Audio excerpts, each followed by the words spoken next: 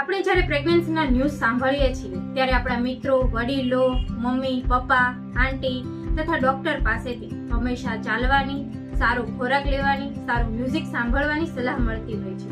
પણ શું તમે ખરેખર જાણો છો કે તમારા જીવનની એક સારી, સરળ અને શક્તિશાળી આદત જે તમારી લાઈફસ્ટાઈલમાં ચેન્જીસ લાવીને તમારી પ્રેગ્નન્સીની જર્નીને તથા તમારા આવનારા બાળકના ભવિષ્યને તેજસ્વી બનાવી શકે છે?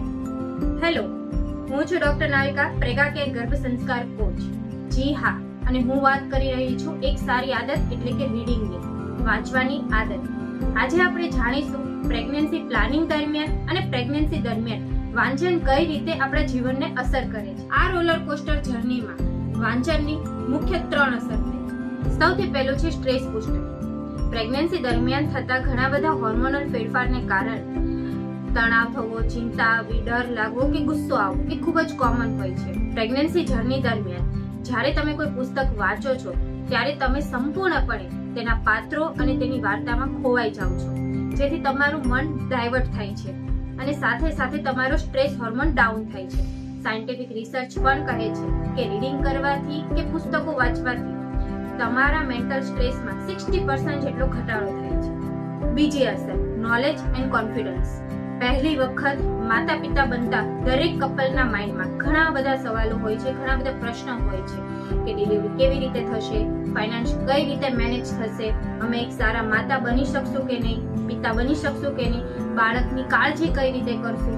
તો આવા સમય દરમિયાન હંમેશા પ્રેગ્નન્સી કેર આપતા પુસ્તકો, પ્રેગ્નન્સી પ્લાનિંગ ટિપ્સ આપતા પુસ્તકો, બેબી કેર વિશે જણાવતા સારા પુસ્તકોને રીડ કરવાથી તમને નોલેજ પણ મળે છે અને સાથે સાથે તમારો ડર દૂર થાય છે અને આત્મવિશ્વાસમાં વધારો થાય છે. ત્રીજી અસર છે પોઝિટિવ માઇન્ડસેટ. આપણે જેવું વાંચીએ છીએ તેવા જ વિચારો આખો દિવસ આપણા માઇન્ડમાં આવતા રહે છે.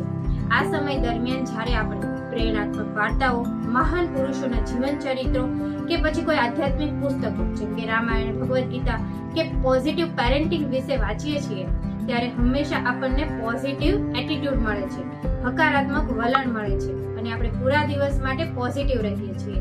યાદ રાખો, એક ખુશ અને શાંત માતા જ એક હેપી અને હેલ્ધી સંતાનને જન્મ આપી શકે છે. હે પેરેન્ટ્સ ટુ બી, વાંચન એ માત્ર ટાઈમપાસ નથી પણ સેલ્ફ કેર માટેનું એક પાવરફુલ ટૂલ્સ છે.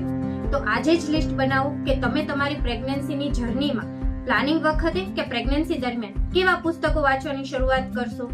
અને હા, આ વાંચનની તમારા બાળક પર શું અસર થાય છે તે જાણવા માટે બીજા ભાગને ફોલો કરવાનું ભૂલશો નહીં.